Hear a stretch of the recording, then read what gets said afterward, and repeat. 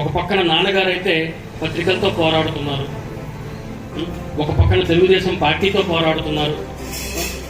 ఎన్ని చేసినా, ఎన్ని విమర్శలు చేసినా ఈ శ్రీకాకుళంలో అభివృద్ధి జరిగిందంటే అది కేవలం ధర్మాన ప్రసాదరావు గారు.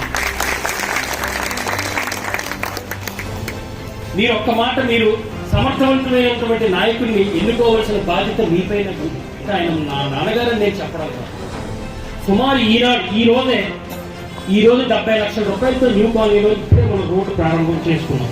అదేవిధంగా 27వ డివిజన్లో పుష్పాల వీధిలో సుమారు 15 లక్షల రూపాయలతో ఈరోజు రోడ్డు ప్రారంభం చేస్తున్నాం. అలాగే తుమ్మా వీధిలో సుమారు 9 లక్షలతో రోడ్డు ప్రారంభం చేస్తున్నాం. అలాగే 30వ వార్డులో ఏపీహెచ్బి కాలనీలో 8 లక్షల రూపాయలతో సీసీ రోడ్డు, సీసీ డ్రైవ్, కన్వర్టు ఇప్పుడు ప్రారంభిస్తున్నాం. అలాగే 36వ డివిజన్లో ఎన్ఐజీ కాలనీలో సుమారు 10 లక్షల రూపాయలతో ఇప్పుడు